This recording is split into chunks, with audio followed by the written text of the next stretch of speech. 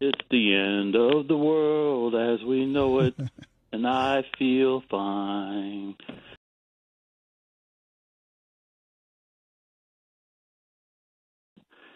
I am no fan of Barack Hussein Obama. Didn't vote for him in 2008, didn't vote for him in 2012. But not since I was a child growing up in Jim Crow rural South Carolina have I seen so much overt racism in this country since the Negro got elected in 2008 to the White House. And I know the White House got people listening to the show today because they damn know I was going to be on here. And what I'm sharing right now, I've already sent to them. But one thing that Barack Hussein Obama did, that he will get a pass from me for the next 70 days. Mr. Nelson, back in January of 2007, I wrote an article for the Los Angeles Police Protective League's newspaper called The Thin Blue Line. Now, for those folks listening, the Los Angeles Police Protective League is like a union. We don't really have a union for LAPD, but it's the closest thing to a union LAPD has. When I wrote that article back in January of 2007, it was later published the next month for Black History Month in the magazine. In that article, I talked about a man that I definitely want to make sure everybody knows about today. And this is where I'm really dedicating the show premier number one. And thank you, Barack Hussein Obama. William Henry Johnson. In fact, his nickname was Black Death. William Henry Black Death Johnson.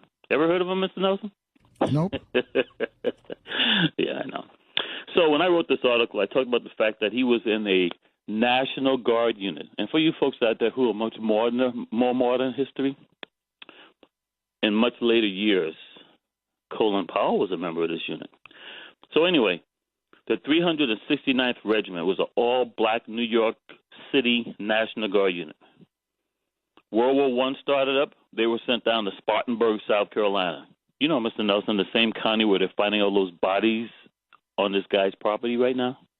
Have you heard about that? Yeah, I saw that story, yeah. Yeah, Spartanburg County, a place that I don't go to because I know all about the Klan, even though I got some girlfriends there from college. But, you know, most of my girlfriends in college were relatives of Klan members in South Carolina. They sent them to Spartanburg, of all places. Those guys were getting killed while being trained because they're down in anti-nigger land, Klan country. Oh, and when they got trained with broomsticks. While white boys are getting trained with actual weapons, these guys were being trained with broomsticks, Mr. Nelson, to go fight in World War I. Put them on a ship, the worst ship in the planet. The ship twice had to return to New York Harbor. It broke down the third time. These guys said, hey, we're going to fix the ship ourselves, and they made it over to Europe. I wish I was making this stuff up, okay?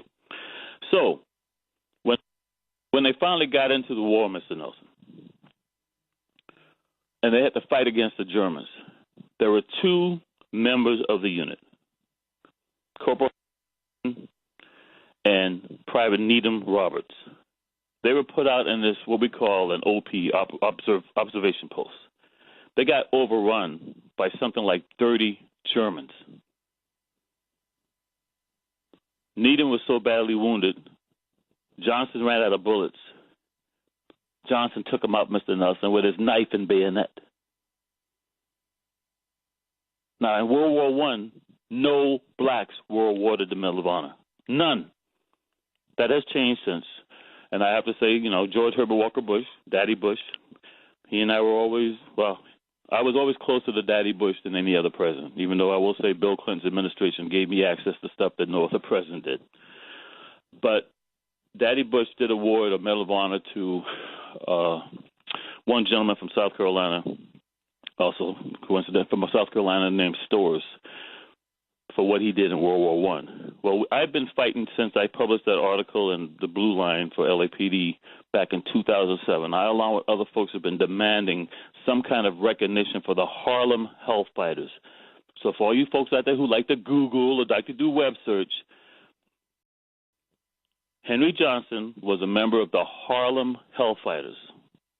Now, Mr. Nelson, it was so racist. When they fought in World War I, they were not even allowed to carry a U.S. flag.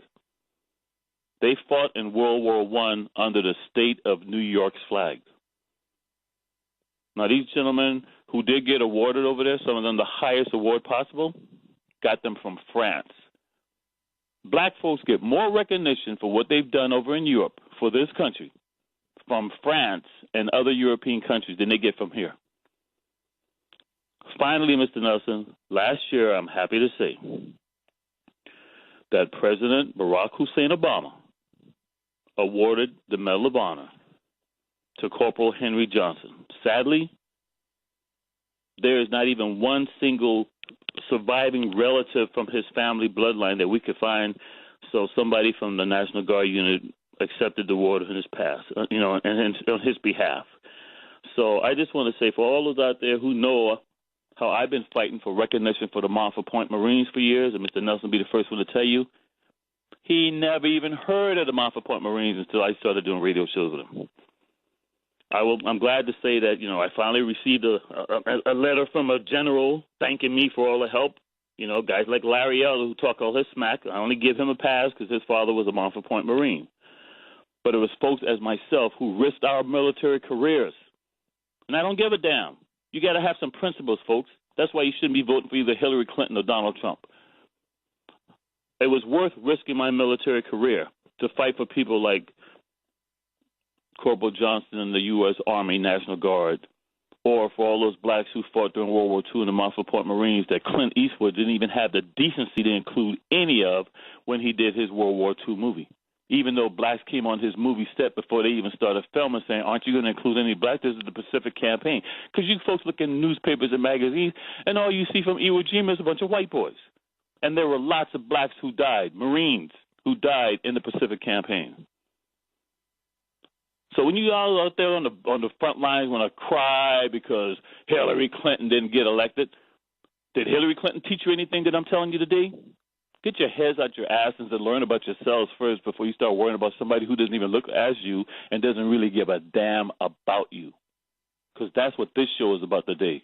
I'm a retired Marine Corps officer because of the sacrifices that people who, before me, went out there and gave their lives. So you folks could be able to argue about whether we should have affirmative action or not. And you don't even know their names, you don't know their history, but you can tell me all about a Hillary Clinton, because you think you know about a Hillary Clinton. You can tell me about a Hillary Clinton or a Donald Trump and don't even know your own damn history. And that's a shame.